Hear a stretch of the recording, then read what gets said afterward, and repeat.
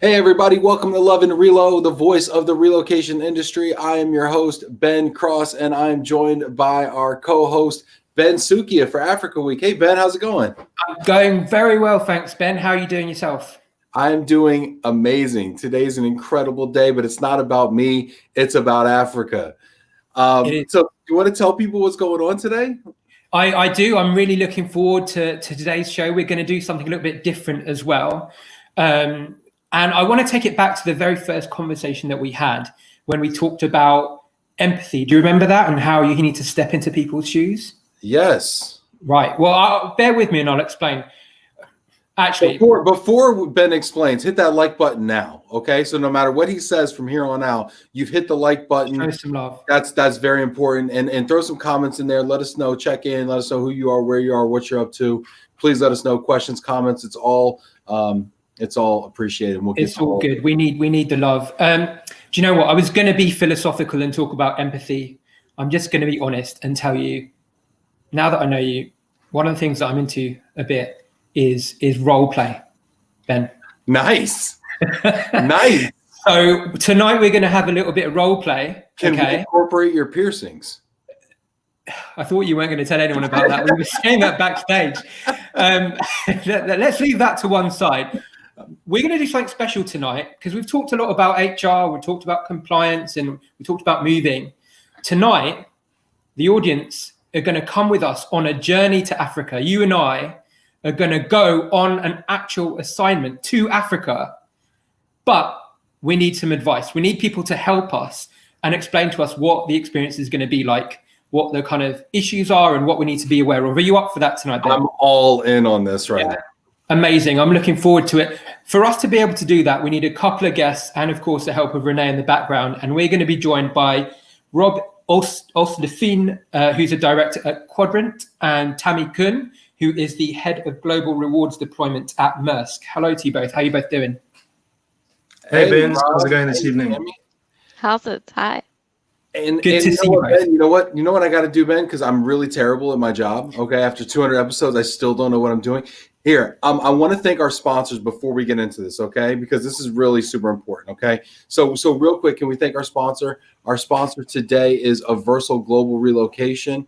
Love this company, huge fan. They do all my international moving. Universal Global Relocations is a certified minority disadvantaged business enterprise and service disabled veteran small business, and operated outside of Sumner, Washington, which is Seattle. They specialize in government and corporate relocations. At Universal, customer service is priority number one. And if you want to engage with Universal, reach out to Hosea Botley.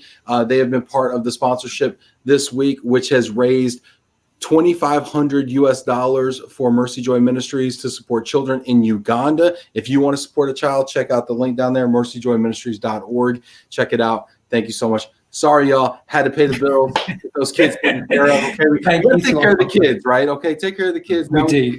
We have to get that done. So, look, Ben, we've got our visa. We know about moving. We've heard the initial talk from HR. Let's say hello to Tammy and Rob. Maybe to begin with, Tammy can just tell us who she is before we go on this journey to Africa, and Rob the same, and we can go from there. So clearly I'm going to be your HR partner on your route to Africa, which is really exciting. I've always wanted to work for Maersk, by the way. Yes. I think I've solved the problem of containers falling off ships, and so I'm so excited to come to Maersk and bring this engineering background with me. Well, I'm a Maersk lifer. So I joined Maersk as a grad, and 16 years later, I'm still at Maersk. So it's a really good place to be. I won't lie. I did take a year off, thinking actually to travel through East Africa, and I thought I wouldn't go back, but I did. So it's not a bad ambition to have, Ben, and you're welcome. You just got to come to Africa, so then I can help you. Get me there. I'm in. So. And I can highly recommend coming to Cape Town, where I'm based in South Africa. It's the regional head office for Maersk, for the Africa region.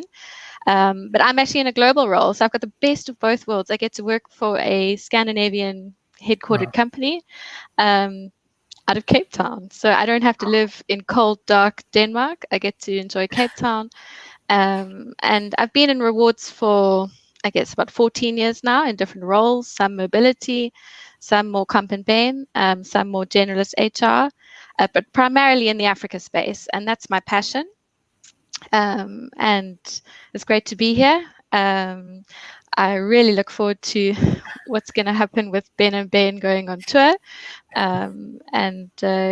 I'm not a safety and security expert by no means, but I like to think that I've earned my stripes in the Africa region, and certainly bringing assignees into Africa and out of Africa. I feel safer. I feel safer and more secure already talking to you. Okay, so HR, I care for you guys. Yeah, this pre-move counseling right now is fantastic. Yeah. It's also feeling a little warm down in Cape Town, so I'm going to dress more appropriately, I think.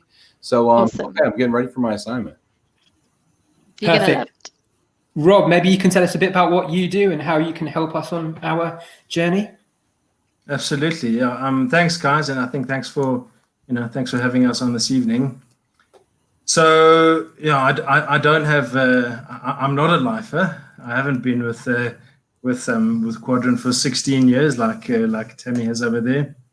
I cut my teeth a little bit in the military over in the UK, and had a number of years in this sort of the safety and security background. So having moved back to South Africa, it was always a bit of a logical transition for us to establish a space where we could help people sort of manage their risks a little bit more on the continent. And I having been born and raised in South Africa and spent then the best part of 12 years in the United Kingdom, in my sort of early adulthood, I feel reasonably comfortable.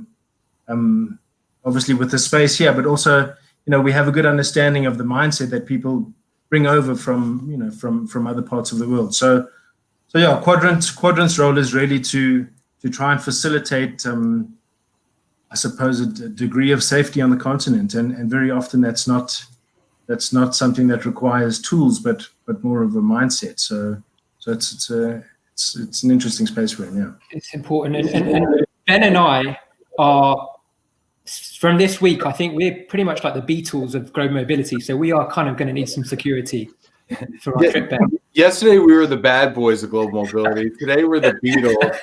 I have no idea what kind of outlandish comparison Sookia is going to make tomorrow, but I'm all in on it, and I will be there for it. Perfect. Yes, okay. We're going to need an entourage. We're going to need a rider. Yes. Okay. So we know who you are. We know what you do. Let's make this real. Let's actually assume we're on the flight. We've arrived at the airport. We don't know which destination, but somewhere in Africa. Maybe we'll start with Tammy. Tell us what you would do, maybe just before we get on the flight, in the run up to the assignment, and also on those kind of first kind of few steps when we arrive. What would you be doing, and how would you be helping us from your type of role? Tammy, let's start with you. And can I get in on the game and make some assumptions about where you're going? So, I mean, Africa's a big place, and there are a lot of different countries. And also, what is our situation? Are we one family unit, or how is this working out that we're being co-counseled? Tammy, assume away. So we're going to put you in a high-risk, high-security location, I'm assuming. So we could pick and choose here. I'm maybe thinking DRC, Nigeria, Sudan. I don't know what Sudan. Sudan. We had a Sudanese request a couple of days ago, and nobody knew nothing about Sudan. So let's go to Sudan. Rob, you comfortable with Sudan? I'm comfortable if you are. Yeah, you carry on, Tammy. Awesome. So this is not a destination that you take lightly. And so I can tell you, having been through this recruitment process, that we were not spoiled for options in terms of expats wanting to come to Sudan. So you are really cream of the crop. Thank you for putting your name in the hat, because as beautiful as Sudan is, it is very different to your realities where you're based in the UK and the US today. Probably one of all the countries in Africa, the most different to what you're used to.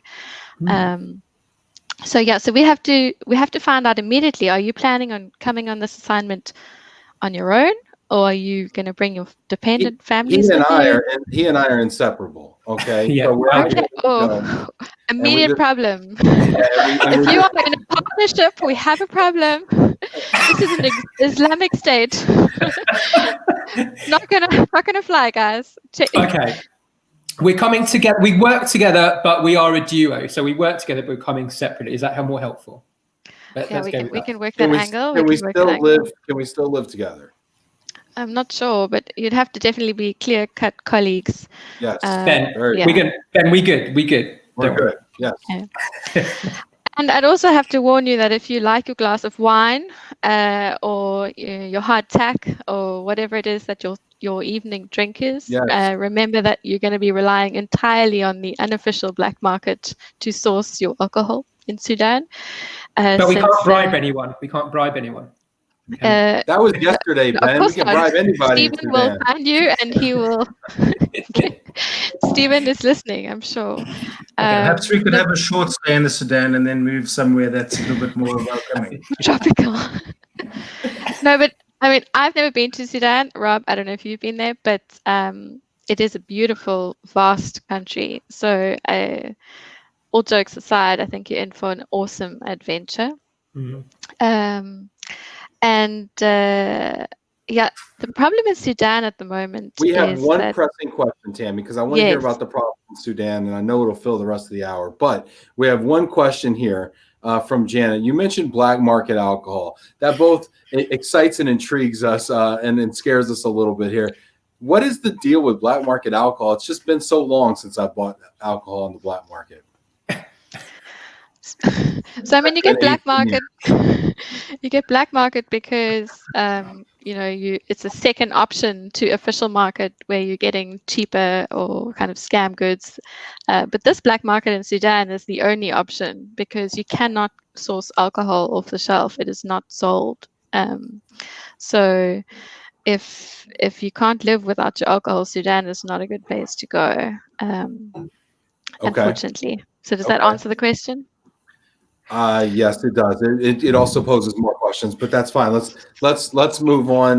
But Noran, real quick, says a gorgeous place with amazing people. Noran, you're going to be our friend who talked us into this. So you just chime in and give us some ideas as we go through our getting ready for our assignment. So yes, Tammy, back to you. And Nuran, please correct me as we go because you clearly have a better understanding of Sudan than we will. And you can drink in the embassies. There we go. Fantastic. We would have be a looking solution. for corporate accommodations adjacent or within the embassy. If that's So from an HR perspective, I can tell you the most current challenges with Sudan actually at the moment is hyperinflation and sourcing goods and services at a kind of reasonable fee. So you are so used to your lives where you pop into Tesco or what would be your local Walmart and being able to source absolutely everything you could ever need in one shop, open 24 hours a day. And I can guarantee you that in Sudan, that is not the case. And if you are able to source kind of luxury goods and things that you're needing to maintain or attempt to maintain your lifestyle, it's going to come at a tremendous premium, like insane premium.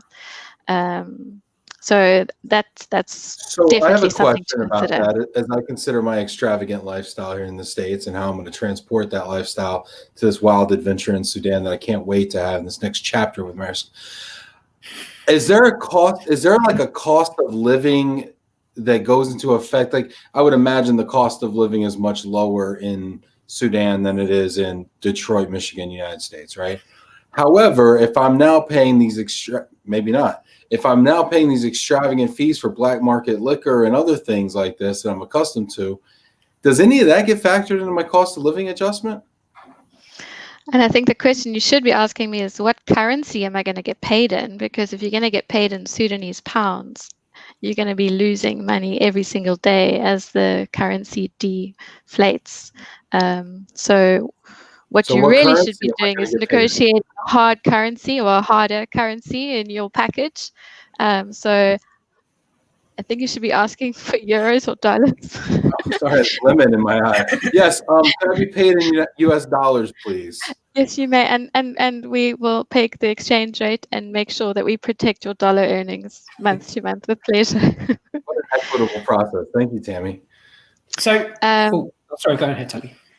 No, go ahead. And I think that, jokes aside, this is a challenge for local employees living in Sudan. It's not just a challenge for assignees. So just, and understand that we are facing monthly requests to create interventions to help local Sudanese employees maintain their own lifestyle. So it's not just for a foreigner coming into Sudan at the moment. It's across the board. It's interesting. And Rob, what on your side? It could be Sudan, it could be anywhere in Africa. From a practical sense, let's say Ben, with his luggage, I don't know how many suitcases Ben. My Louis Vuitton trunk case, yes. What are you going to do when we separately, as friends, colleagues, or whatever, arrive at the airport from a security perspective? What are you looking into there? How are you going to be helping us to make sure that we're secure and everything runs smoothly just from when we first arrive? How's that going to look? Yeah, so I mean, I think it's important that we sort of, that we take note of the sort of the scale of Africa and the amount of different countries within the continent, and I think the wide range of different situations that that are kind of presently unfolding in each of those countries, because certainly I'm not qualified right now to sit here and tell you what the appropriate thing is for Sudan, but I think that kind of reinforces the importance of collaboration between the security partner, me in this instance, and Tammy as the HR provider, to ensure that kind of information is current and it's relevant and it's getting appropriately filtered down. So a hypothetical may well be that on arrival in Sudan or wherever you are,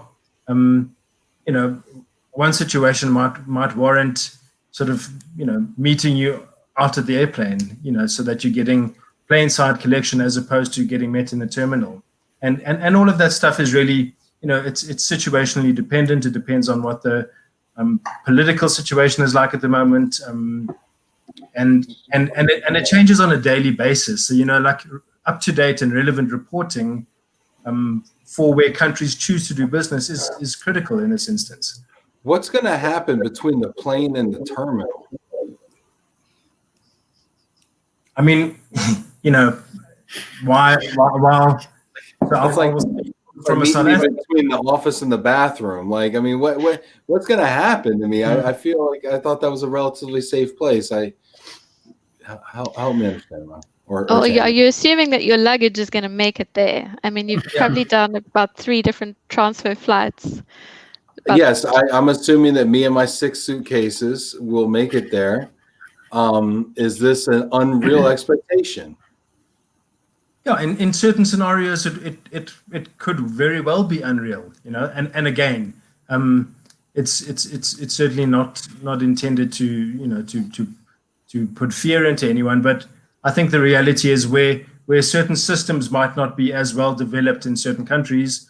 One of the first things that we don't want to happen when Ben get off the airplane is that their luggage disappears between the airplane and the terminal.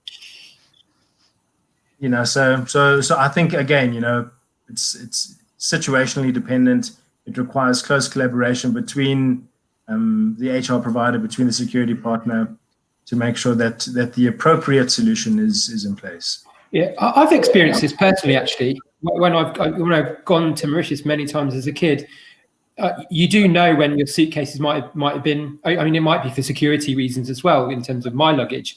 But as a kid, my mum always told me, you need to be careful if you've got these designer and big brands. They can tell when you have a lot of money. And that does make you more high risk. Is that what you're trying to say, Rob? When you look like you have money, then you become more of a target, right? Is that it? Yeah, I mean, it would be one thing, it's a perception, but it certainly would be a contributing factor. But and even in you saying that might take us a step further back, because because ideally prior to arrival anywhere, Tammy should by all accounts have picked up the phone to me and said, Rob, Ben and Ben are going to South Africa. We need to engage with them for some kind of, pre-deployment conversation so that you guys are aware of what needs to happen when you arrive here, that you don't arrive here with your 6 Louis Vuitton bags, because that may very well be your first mistake. And you don't bring your prized, inherited jewelry and treasured valuables with you. And I think that kind of briefing is so important, because Rob and his team can go to great extremes to ensure that you are escorted, to ensure that you are met, and that all of the security support can be in place. But if you don't have your head right and you are not kind of streetwise in your actions, you can still unfortunately fall victim to kind of typical scenarios. So that streetwise, being aware and having that awareness through a briefing is pretty imperative when heading into some of these locations. And you do stand out as a business traveler, Ben and Ben. Not just because your shirts match. I'm gonna add, not just because our shirts match, okay, and our hairstyles are impeccable. No, but I do have a question though. I mean, this is a question I think that's on some people's minds. As a white person, as a white skin in let's say Sudan. Let's use Sudan. Am I automatically a target, or is it more than that? Is it the way I'm dressed, the way I comport myself? The fact that I'm much heavier than the average person probably in Sudan. I mean, these are the things that I would be concerned about, if over there. But I mean, is that real or not real? Rob, do you want to take that one? Yeah, I mean, again, I'm not 100% sure about Sudan because having never been there. Well, pick a country that maybe that you feel more comfortable. We threw Sudan at you. That was a little bit of a curveball. I think the color of your skin can play a role, and again, it always depends on where you are. I think it all boils down to, the things that set you aside from your environment. So anything that makes you stand out, the absence of the normal and the presence of the abnormal. So as soon as you present something that doesn't blend obviously into your environment, it does make you a target. Is not the right word. But it does create your presence. I do tend to be a little more conspicuous than average. So, yeah, we've got some really cool comments here. I want to make sure we're getting everybody too. If you have a question or a comment for our experts, for Tammy and Rob, let us know. If you want to add some wrinkles to our assignment, let us know here. I want to make sure I give everybody shout outs here. This is great. Stacy, thanks so much. Hi, Ben and Ben. Looking forward to another great show. Carrie checking in. It's about empathy. I'm getting a tattoo, preferably on the face. If you're serious about it, Carrie, face tattoos are really where it's at. Tim Quirk, hey, from Western New York. What's up? Justin, Stacy Huff. Hello, Stacy. Cecile checking in from New York. This is great. Elizabeth Soley checking in, one of our sponsors early in the week from Connecticut. It's good to see you. Let's see, Pa, greetings from Ghana. He's going to be on tomorrow, right, Ben? He is, yeah. Looking forward to seeing Pa, Kuhn, Lynn, and Chris join us tomorrow. Yeah, for sure. That's awesome. That's very good. Elizabeth Soley, having a risk management strategy in place that includes insurance is essential when going to high-risk locations. Let's touch on that a little bit. So I'm getting counseled by Tammy and Rob. And what kind of insurance do I need to have as an assignee? Shall I start? Please. So I think aside from the security kind of side of and safety side of things, from an HR perspective, we definitely want to make sure that you've got kind of international medical cover in place. And we also so I really need to get personal now, Ben and Ben. Please. But do you have any pre-existing medical conditions, or what kind of medication are you going to be needing on this assignment? Because we need to make sure that it even makes sense for you to go to Sudan, because if you need to see that specialist what type of medical conditions might make me a poor candidate?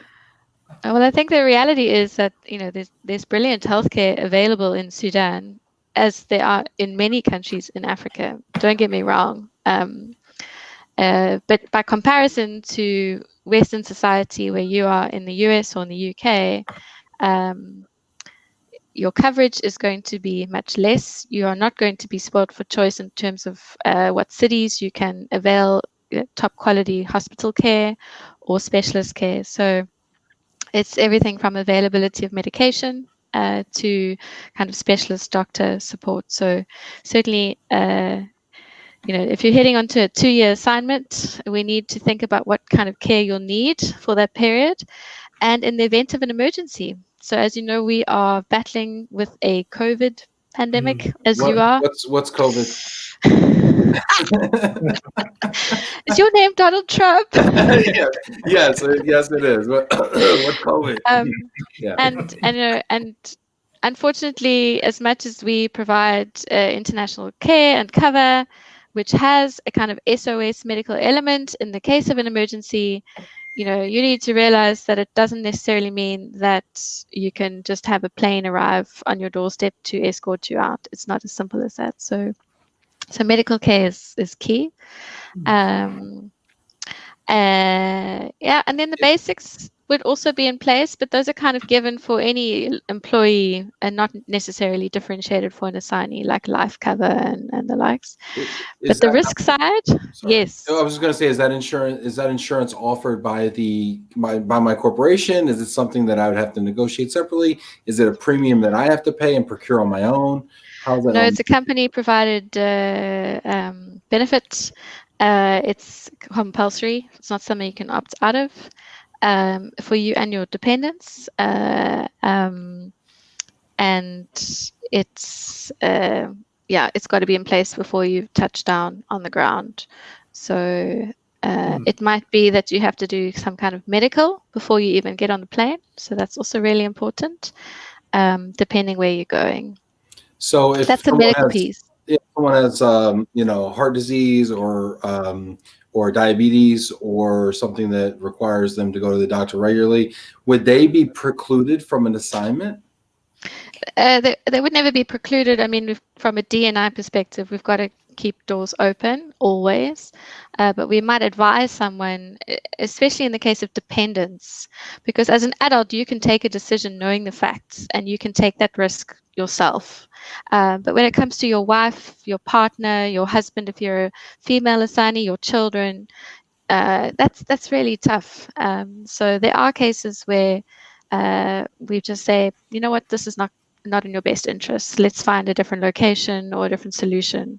And that could be quite far down the process, because you don't necessarily ask in an interview process, so tell me about the health status of health of your children. Right. How's your blood sugar is not one of the questions that you ask. Yeah. Yeah, no, that makes sense. Neuron says most pay is in US dollars. Tim, I've actually traveled with Tim. He does see that I do pack way more luggage. I'm sorry. I mean, you know what? No, sorry, not sorry. Okay. Let's see here. We got people checking in here. Val checking in. Let's René asked a question. We kind of touched on this before. Why would you need to be met airside? Would you mind giving us just an example, Rob, from a country that you work in, regularly? What are some of the advantages and disadvantages of the I think it's airside collection, I think you called it. Yeah, I mean, and again, it varies from place to place and from time to time. There may be, I suppose, logistical reasons that would warrant airside collection. And it might be as simple as trying to avoid kind of the petty theft incidents, like with the suitcase that we mentioned earlier. It may be that there we go. René's feeding you talking points. Normally this is done in private.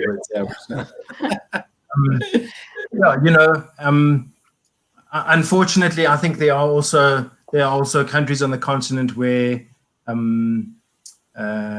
we could perhaps call it the cost of doing business. is a little bit higher, and where there are sort of degrees of perhaps corruption that might sneak in from time to time. And like René rightly points out there, it may very well be to help that person or those people get through immigration by avoiding that hassle altogether. So and that's really, I suppose, one of the kind of primary reasons why you would often look at airside collection. Rob, if you get to a situation where you're maybe before a customs official or immigration processor, or any kind of person of authority, and they ask you for a bribe, do you have any real options or recourse in that moment? The official line. Yeah, tell me the official and then tell me the real line. We got time. You should not pay bribes. Yeah, that was yesterday's. Now today, tell me the real story. What happens? Unfortunately, and like I said earlier, there is sometimes a cost to doing business, and it sometimes comes at the risk of crossing what one could sort of a legal or ethical boundary. And it's a difficult it's a difficult question to answer, Ben, because we do have to, I suppose, consider our kind of moral compass a little bit in this instance. But yeah. So Tammy, don't listen. Rob, tell us the answer, and know that you have an out if somebody's pointing a gun at you. I've heard. This is what we learned yesterday: is that if you're under the threat of bodily harm or imprisonment, you have an out. So if you can pay the. I'm gonna take you off the hot seat, Rob. You know what? You don't have to answer that. I live in South Africa, and I've experienced requests for bribes many times in my life. I make a very conscious decision not to do it. It's never landed me in jail as a result of not choosing to pay a bribe. I of course know people who have chosen to do it, and who continue to do it. It's not an absolute necessary. It does happen, but I think again, and it's so difficult to paint the continent with this kind of sort of blanket brush because we have one extreme right the way through to the other. We've got sure. Yeah. No, that's good. Real quick, I just want to shout out Hosea, our sponsor today from Aversal. You know what? Let's just real quick segue into that. Let's give another shout out to Aversal Global Relocation. Big shout out, personal friend of the show. Thanks for donating to Mercy Joy Ministries. Aversal Global Relocations is a certified minority disadvantaged business enterprise, an international mover and freight forwarder, and a service disabled veteran-owned small business. And they are operated in the U.S., serving the entire globe. They specialize in government and corporate relocations. At Aversal, customer service is priority number one. Thank you so much, Hosea and the team at Aversal, for sponsoring today and helping those kids in Uganda. Let's go to you, Ben. I know you got stuff on your mind. I do, yeah. So perfect. Thanks for that starting point. We've now done with the airport. That's over with. Ben Cross and Ben Sookia have a penchant for driving nice cars. Don't we? We like to drive, especially when you have amazing views in Africa, amazing scenery. We would like to be able to drive once we start our assignments, we start our journeys in Africa. But we haven't got a clue how to go about it. Is there any tests? Is there anything that we need to be aware of? Let's go again to Tammy, and then maybe Rob can jump in on his side as to whether he's involved on that point. Tammy, over to you if it's okay. So again, very much location dependent, because some countries in Africa are absolutely different and safe to drive as a foreigner, not knowing where you're going. So without that blanket statement, for sure, guys, I think you're going to have to manage your expectations, because there's no way we're going to let you get behind that wheel. Firstly, you're not going to have the low rider Ferrari that you are imagining as this no, it's not going to happen. Can I bring my really American No. So what you really want to hope that you get when you land is a nice, solid, high clearance vehicle that is easy to maintain. So probably a bit of a Toyota brand, or maybe if you're working for a really high-end corporate, a more fancy Land Rover or the likes. But it's not going to be what you're hoping for, a red flashy sports car, I'm afraid. and actually what I can sell to you is that in many scenarios, not all, we would highly encourage that you take on a personal driver. So as much as you enjoy driving, we'd now like you to sit on the back seat and actually answer your emails and do some work and reading on your commute to the office. I'm sure you'll get used to it. But that's really to ensure that you find your way from A to B without getting lost. And So, is this are we shipping our cars over, or are you telling us, listen, you guys don't need ship? No. Maersk will not ship your car. No. So I have a few options for you depending on the location. And certainly, like global world trends, we try and provide employees flexibility to choose their own cars, and to have that choice. But generally in Africa, with expats in kind of more high risk location, it would be a fleet car owned by the company, maintained by the company, and driven by a company driver. And that's really to ensure your safety and your family's safety, not just through Monday, Friday, but also over the weekend. So it is going to feel a little bit restrictive in terms of having your freedom, I'm afraid. So lifestyle-wise, it's a bit different, but we can make allowances and kind of make a plan to still let you see the countryside, but maybe not with you behind the wheel.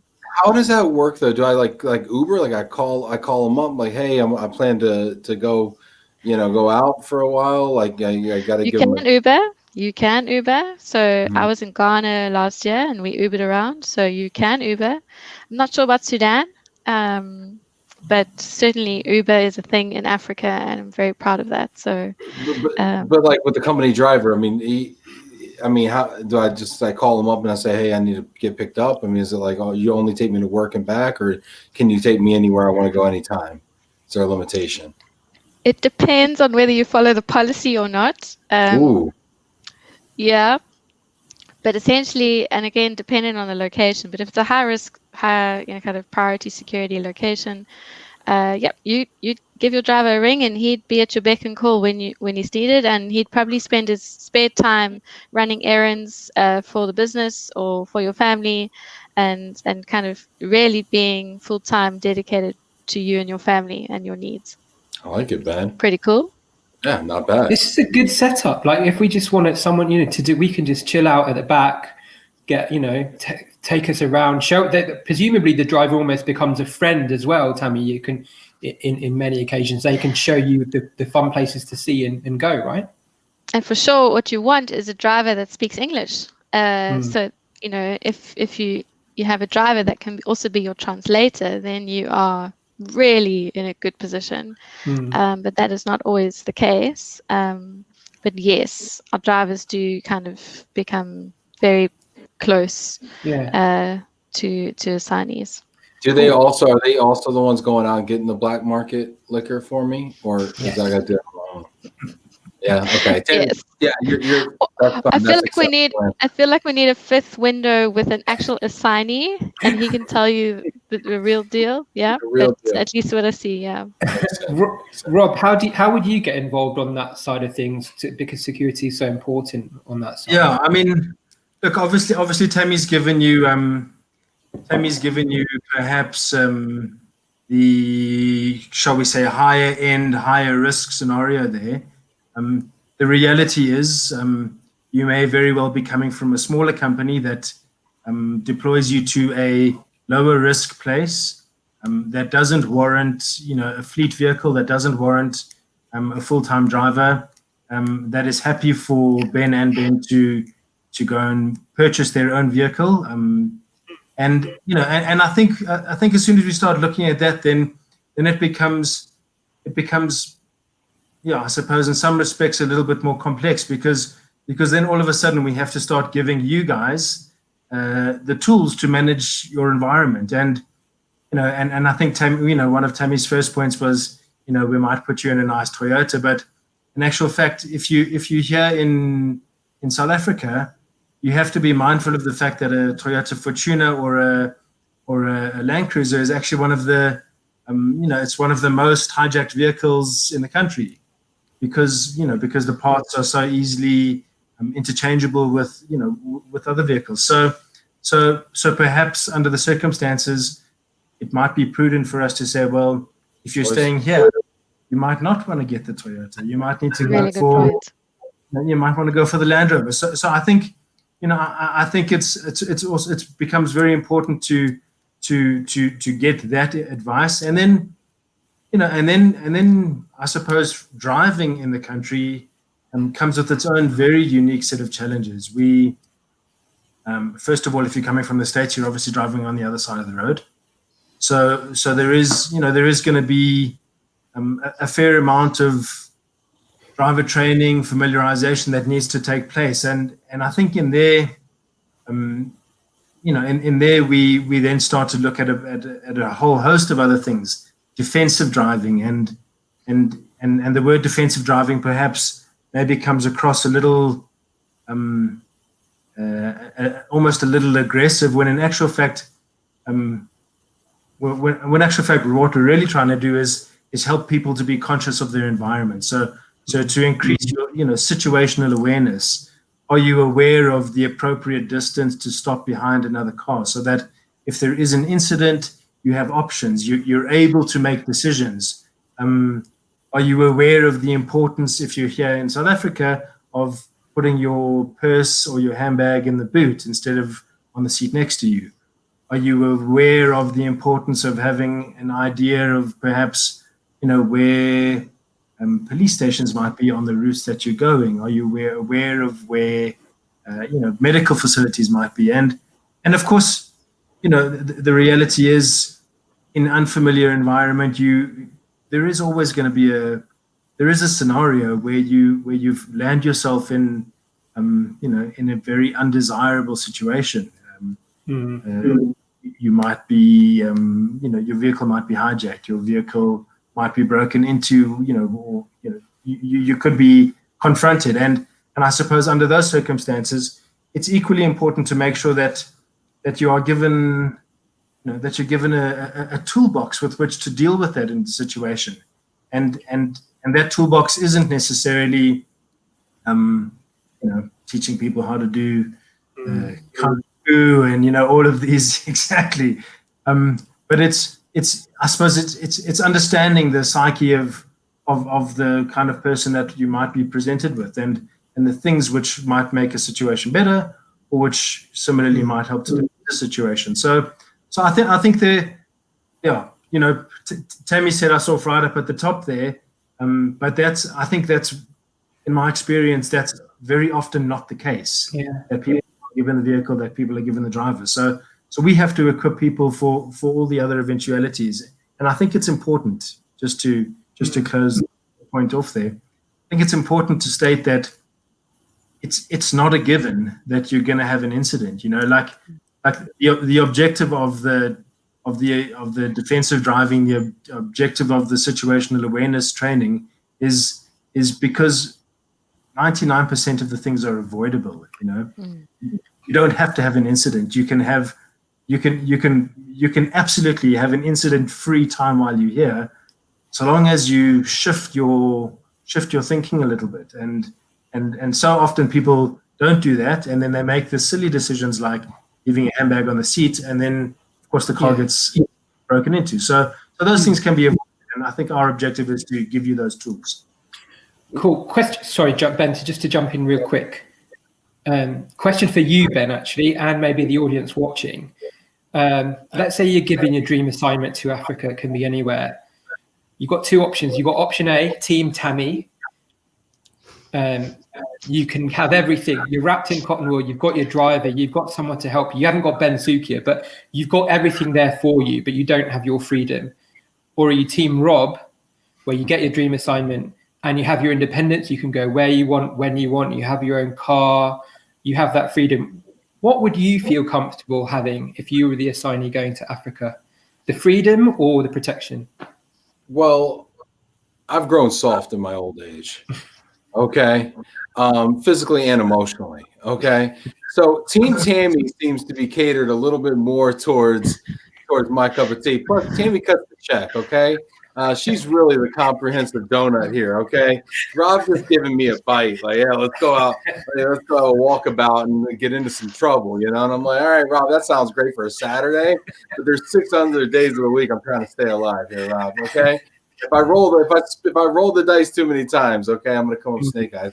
So I'm more of a Team Tammy. Plus, she's got that bedside manner, right? So I think I'm Team Tammy. And listen, Rob. Hey, nothing personal, dude. We can date, but I think Tammy's the assignment I'm taking. I think. So I can tell you that if you come to Team Tammy and you get that kind of red carpet top tier service, then you are very lucky, because it's not something that we give to everyone anymore. Tammy, don't change the deal now, Tammy. Okay. Okay. I just put a ring on it. Don't go changing the deal now. Right? No, but I think it's important that everyone kind of agrees. So just like the rest of the world, the trend is there to give that independence and flexibility to assignees. But the scenario we're talking about is just those special locations that have that heightened risk. And we've tried and failed at Maersk. We've said we're not going to give you benefits in kind. We want to just pay you an allowance and you sort yourself out. And it doesn't work in these locations. It's too high risk. So that top tier kind of service is needed in certain places. Along those so you're lines, lucky. Talking about certain places, I feel lucky. And talking about certain places, Jan has a great question. Where do most of Maersk's transferees relocating into Africa come from? I want to hear where they come from, maybe top 5 originations and maybe top 5 destinations, if you could just give me a guess. Sure. So a great question, Janet. So, 20 years back, it would have been without a doubt, we are pulling Danish employees from Maersk HQ, or American or European kind of leaders into Africa, because we were trying to set up footprint. And we've actually gone on this amazing journey with our assignee diversity, because if you look at our stats now, the most prominent kind of nationality of our assignees in Africa at the moment is African. So we are moving Africans in Africa much more than we are, the traditional bringing a European or a Westerner, as we say, into Africa. And that's because we've been able to build our talent pipeline internally with homegrown African talent. And it's also because we've realized that the success ratio of African assignees in Africa is really good. And that's not because South Africa is the same as Ghana or because Sudan is the same as Nigeria. So we're talking very different countries, languages, cultures, lifestyles, but it works really well for us. And we're very proud of that. So we still have Europeans coming in to transfer skills from HQ, as many of your corporates would have. But we also have a lot of Africans that we are exporting to HQ and to other regions, which is also a great success story. So that reminds me of our guest on Monday, right? Yep. And Candace was talking about skill transfers being a huge part of the talent, not only strategy for the corporation, but almost required by the local governments. Isn't that correct? Yeah. In order to create this talent pool with the proper skills in Africa, and it sounds like it's being successful. Yeah, so I mean, it links to many countries' immigration programs and issuing of work permits and making sure there's a skills transfer, and also limiting the kind of numbers of expatriates coming in or foreign nationals coming in. But certainly in our organization, we've had success, and it sounded to me that Candice was finding the same success with talent exports.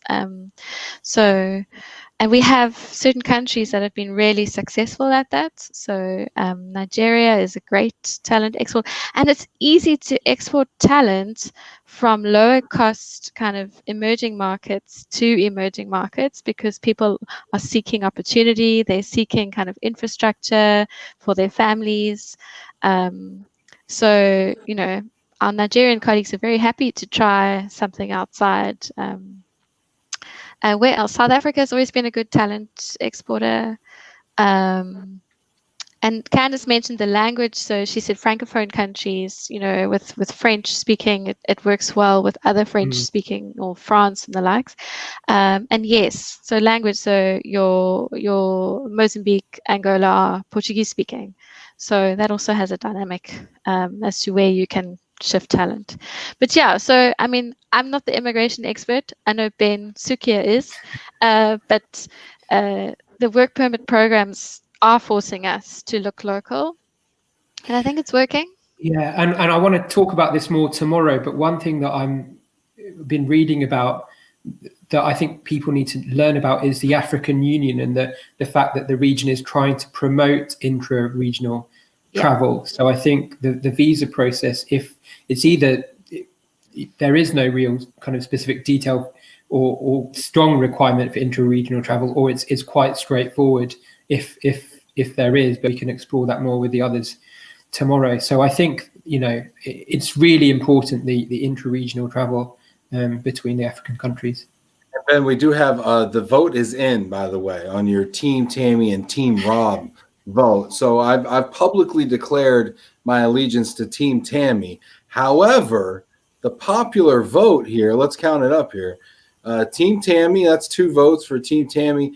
I'm assuming that Rob is running on the Freedom Party. So Rob being the head of the Prime Minister of the Freedom Party. Team Rob, that's 2 votes for Rob, and then a 3rd vote for Freedom. And so my vote is also for freedom, actually. I want freedom. People, freedom, overrated. Sorry, Tammy. Trouble. Do I get a vote? Can I vote for Rob too? Oh, man. It's cheaper as well.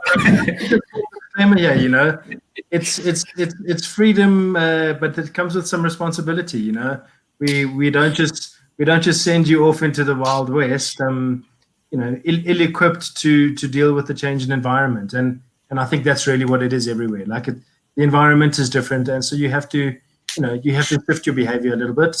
So it's freedom light. Freedom light. Okay. Freedom light. I like it. That's funny. Freedom light. A little bit of freedom. Okay. Here we got some other questions here. I want to make sure we get to everybody here. Pa's got a great question here, and he's going to be on tomorrow again. A little teaser there. Rob and Tammy, would you advise an assignee to restrict their movements with other expats, or for them to know the locals to have the best experience? I mean, it's not an either or, but I don't know why I emphasized the or there, but yeah. Would you advise them Ladies to restrict first? them? Of course, always. So yeah, Pa, my personal experience is definitely get to know the locals for sure.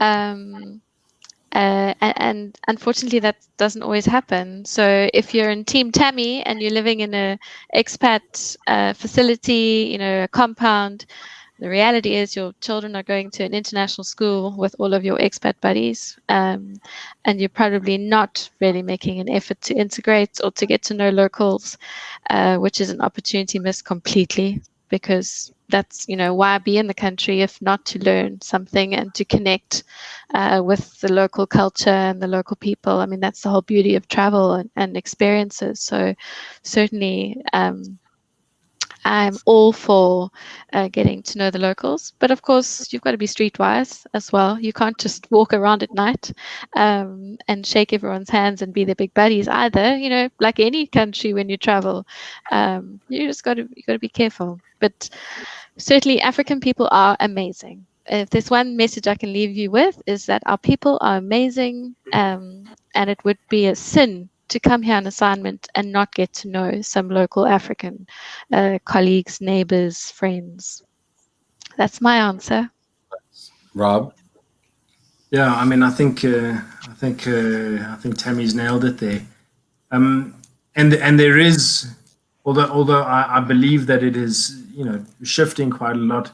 There has historically always been I think a move for a lot of the expats to move into perhaps what we best kind of described as a bit of an insular community. Certainly, we are seeing, we're seeing a bit more of a willingness for people to kind of break that mold a little bit, which of course comes with its own challenges. It kind of reinforces then the importance of making sure that the adequate security checks are done, in the spaces where people might want to be that would move out of those kind of traditional expat blocks. But I think, and again, I go back to South Africa really because that's where I am at the moment, and I think it's where I'm most qualified to speak for the time being. There is so much great, experience to be had by engaging with the local population that I think is very often missed by kind of staying inside a bubble. And I think, for me, an absolute big word of advice is to engage as much as you can. Getting to know the locals, it's critical. Yeah, great point. Relocation Africa says, I guess getting to know locals is part of integration, which is part of your success. Yeah, great point. Great. We've got one other question here before, and I just want to get to it. We got a comment and then a question. Elizabeth says, U.S. companies can be held liable for heavy fines if they pay bribes. It has happened to many big name companies. Yeah. And then Pa says, some airports have help by putting notices at the airport not to pay any unauthorized payments. So you can also refer them to the sign. Say, sir, do you see the sign right here? You can't do that. I'd advise you to check the sign, sir. Does that work? Check the sign. Rob, is that a good? You can try. Yeah. So, the official line is you check the sign. Official line. Check the sign. Official line. Okay, wonderful. Those are our comments. It looks like here. So Ben, final thought. Yeah, I think so. It's good. Yeah. Ben, you're getting good at this, man. It's like day 4. You're like, hey, final thought. All right, you got the timing down. This is great. Go ahead. I want to follow on from what Tammy said. Actually, I'm really conscious of the fact that today, and maybe yesterday and the day before, we have touched on some of the risk and issues, or the maybe more difficult parts of visiting Africa on holiday or for long-term assignments. But I really want to flag what Tammy said. I've obviously been to Mauritius many times. I am a Mauritian passport holder. I've only been to a handful of African countries, maybe 4 or 5, but I really want to flag and highlight this is an amazing region to experience. It's different to Europe and North America, but culturally, historically, food, the music, the people are so warm and friendly. And I do recommend, if it's not even for a long-term assignment, even for a holiday, it's such a beautiful region to visit. So I just want to end with that. I think it's amazing, and people really should at least try and visit Africa in some way, if it's a short trip or a long trip after this pandemic is over, because I think it's such a beautiful region to visit and explore. And just going back on what Tammy said, really. Yeah. Our friend Christina Blondheim is going to come on next week. She just got done visiting several countries in Africa, and she's going to come and share her experiences as a recent traveler. Tammy, would you like to give us a final thought? Yeah, I think you guys gave us a tough topic because safety and security is a problem in Africa, and we don't want to talk about the problems in Africa. We want to talk about how amazing it is. So I'm completely with you, Ben. My final comment is that yes, life in Africa is different. It's not for sissies. There are things that we have to, consider in our lifestyle. But it's also why we certainly, myself, I'm sure Rob, choose to be here. We love it. And there's something quite rewarding about a life that is not just easy. Like there's a little bit of hardship, and certainly, touch wood, from a safety and security perspective, you never want something to happen to you or your family. But the challenge of getting through immigration for me is appealing because, it's like, will I get in? Will I get in? Yeah. If it's easy, why do it? So certainly if you're up for that challenge, come. You'll be blown away. That's great. That's all. Rob? Yeah, I mean, I've traveled extensively, and I've had more security incidents, on the European continent than I've had on the African continent, and I think it's just important, that we have to kind of manage the perception that, coming to Africa, it's not a given that something is going to happen to you.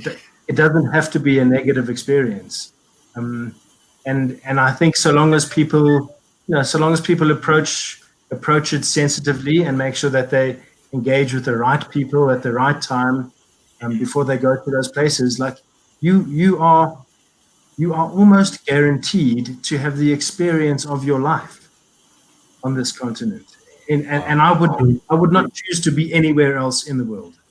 Wow. Great.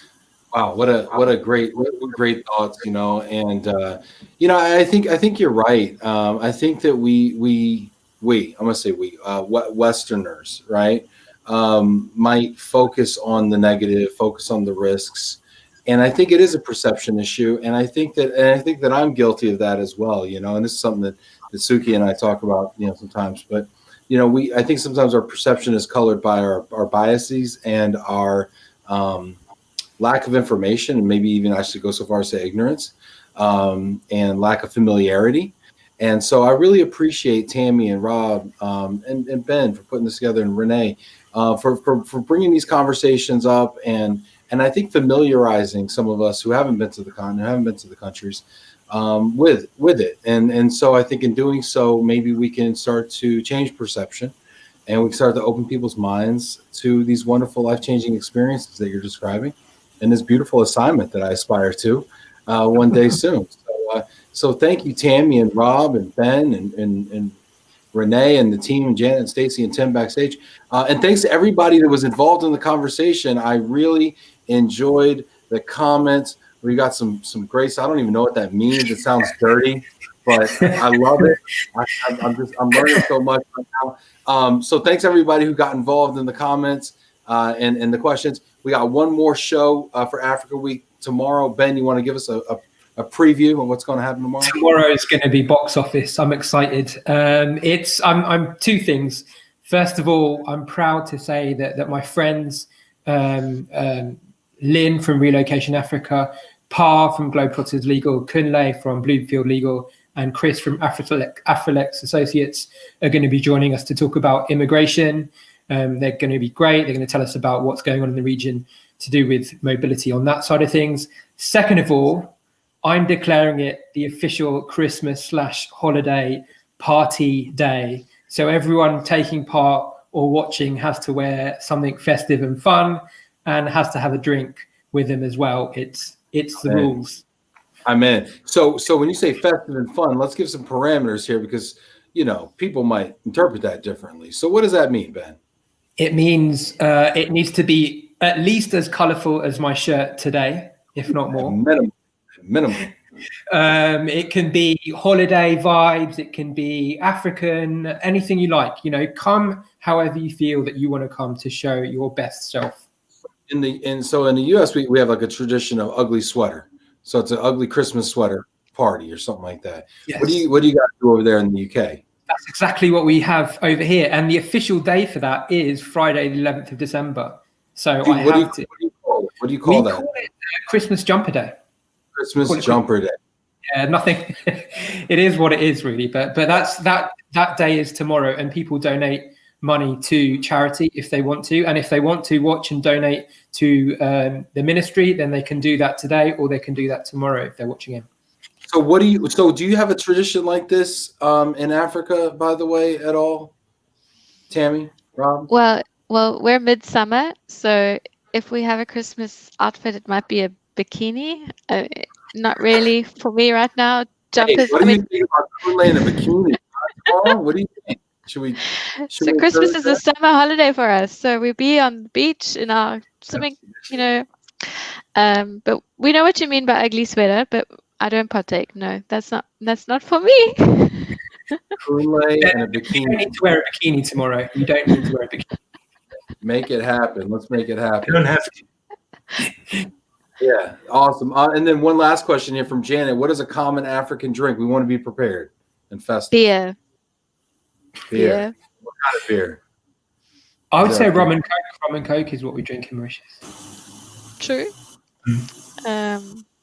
Rum in Mozambique is also big. Yeah, no, I would say beer. And in my African travels, the one thing I'll always order is a local beer. Absolutely. So, yeah. Then Renee's plugging wine. So basically, wine, yes. The Cape, yes. Cape Town has wine. Stellenbosch, the wine region in South Africa, is amazing. I've heard actually. That's on our trip. All right, so we got some homework to do here. So look up some beverages, get yourself prepared, put on your bikini sweaters. Tune in tomorrow. It's going to be fantastic. Is it 3 p.m. Eastern US GMT -5? Or same time as today, 3 p.m. Eastern, 8 p.m. UK time, and 10 p.m. South Africa time. I think, yeah. Wow, 10 p.m. Thanks so much for staying up late. Go have a beer, okay, Tammy and Rob? All right, take care. Hey, everybody, we're going to see you tomorrow. Thanks again, everybody that joined, and thanks again, everybody who was active in the comments. I appreciate you. Hit that like button. Subscribe on YouTube. Subscribe on Facebook. See you tomorrow, same time. Can't wait. Thanks, everybody. Have a wonderful day. Thanks, guys.